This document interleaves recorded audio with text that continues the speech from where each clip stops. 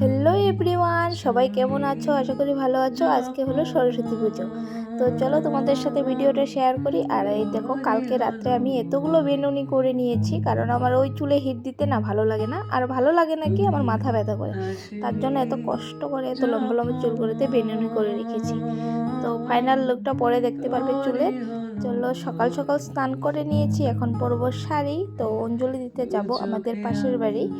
তো এই শাড়ি আর এই ব্লাউজটা পরবো আমি এখন। তো ভিডিওটা দেখতে থাকো, আশা করি ভালো লাগবে। চলো আগে শাড়িটা চেঞ্জ করে আসি, অঞ্জলি দেওয়ার টাইম পেরিয়ে যাবে পরে। তো ভেবেছি সেই শাড়িটা পরবো, বাট ব্লাউজটা হলো না বলে আর এই ছাপা শাড়িটাই পরে নিলাম। তো জানি না আমি মোটো হয়েছি না পাতলা হয়েছে, কিন্তু ব্লাউজটা হলো না। তো যাই হোক, কি আর করবো। তো আমি তো রেডি, এখন যাব ওইদিকে। পুরোহিত মশাই বলেছে 8টার সময় আসবে, তো ততক্ষণে আমি হলো কী করবো, ঘরের পুজো দিয়ে নিব। আর এলো আমার ফাইনাল লুক অঞ্জলি দেওয়ার। তো এখানে তোমাদের সাথে গল্প করতে করতে আমি ঠাকুর ঘরটা পুজো দিয়ে নিলাম, কারণ ঘরের পুজো না দিয়ে তো বাইরে পুজো দিতে যাবো না না। তার জন্য দেখো, আমার পাপাকে আজকে নতুন ড্রেস পরিয়েছি। তোমরা একাই পরবে, আমার পাপাকে পরবে না। তারপরে এখন যাব অঞ্জলি দিতে, চলো যাই।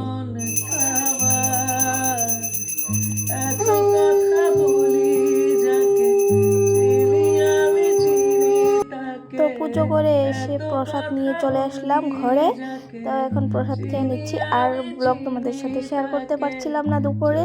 তো রান্না বান্না যা ছিল সব কমপ্লিট করেছি, ভেবেছি তাড়াতাড়ি যাব, কিন্তু হলো না। রান্না বান্না করতে করতে অনেক টাইম চলে গেছে।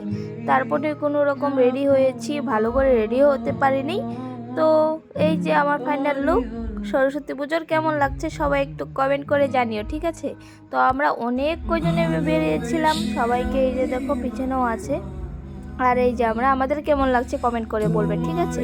চলো আমাদের সাথেও তোমরা ঘুরে নাও আমাদের বাসুগার সরস্বতী পুজো, দেখে নাও কেমন হয়। কিন্তু এবার আমরা এত লেটে গেছি, যেহেতু আমরা যাচ্ছি দেখি সব মানুষ চলে আসছে।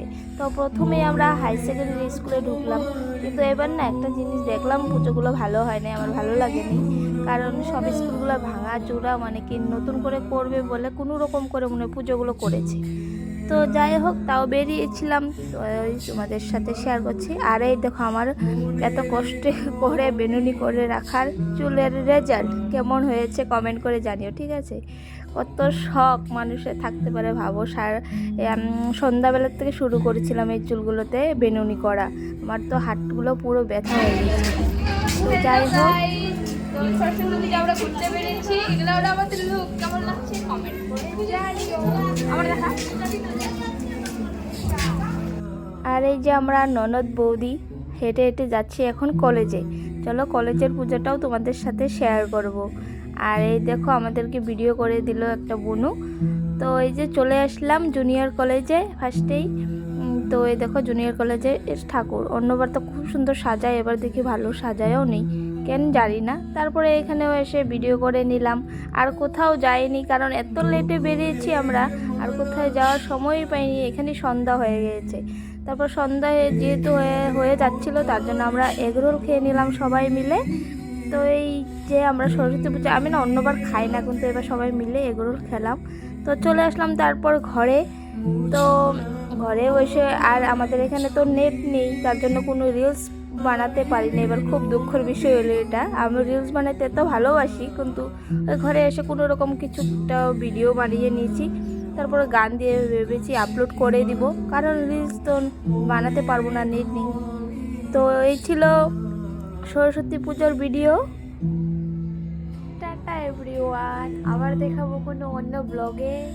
যদি ব্লগটা ভালো লেগে থাকে তোমাদের, তাহলে একটা লাইক কমেন্ট করে দিও, ঠিক আছে? চলো টাটা।